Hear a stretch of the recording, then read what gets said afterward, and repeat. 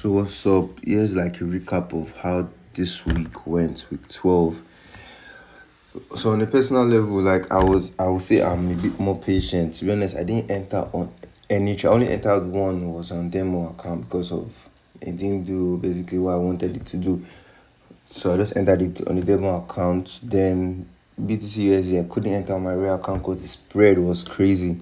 The stop loss was more than my money in the account. So and it was on a Sunday. It gave me the opportunity, the entry on a Sunday. So I'm not entering in a trade on a Sunday because of the spread and all.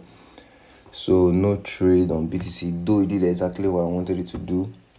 So that's that. Then so yeah, let's go to the chart.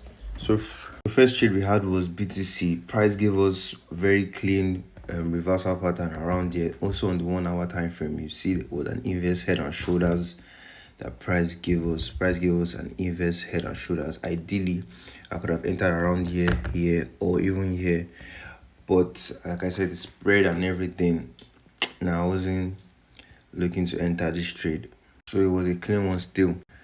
Next we had NZD-CHF. My original trade idea was to enter after this break and retest to the downside. We never got the break retest to the downside.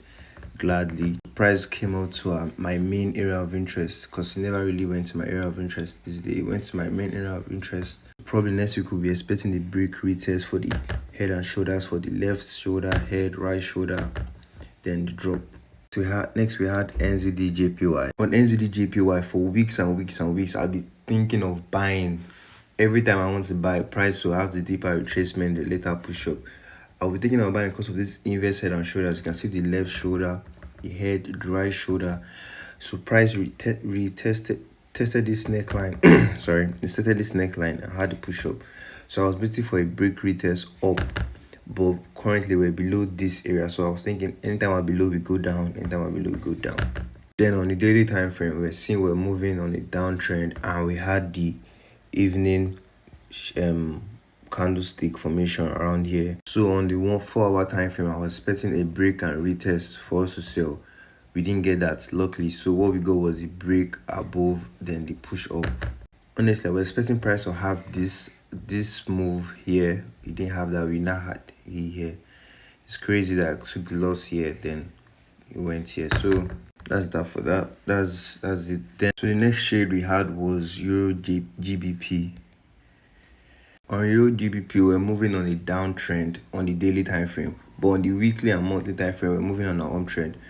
And we're reacting below this key areas. And anytime we're around here, we go down. Anytime we're above, we go up.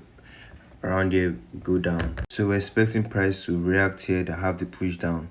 So it was a high risk trade because on the 4 hour time frame, price was moving on an uptrend.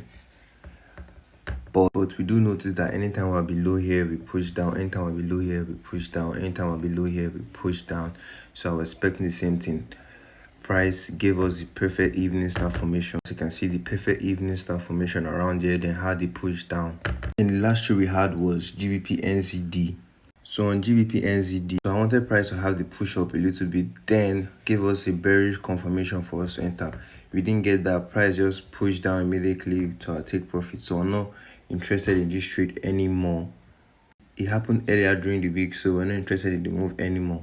Basically, throughout this week, I've just been waiting. I've been waiting for NZD-CHF to give us a perfect confirmation to sell, and NZD-JPY to have the deeper pushback for us to sell, to buy, sorry.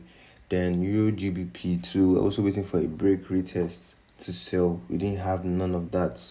So we're just waiting.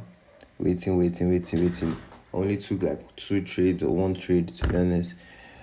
I'm going to count the BTC and the Euro GBP as trades on the 100 trade challenge. So that's all basically this week. This week was just basically patience. I'm also doing like a 10 to 1,000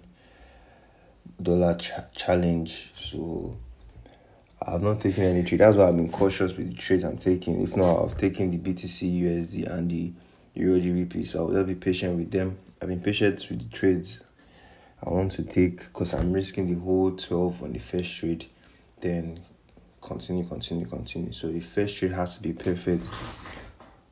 If not, then it's a mess up. So that's that for that. I'll update you guys on the challenge too. So adios for now.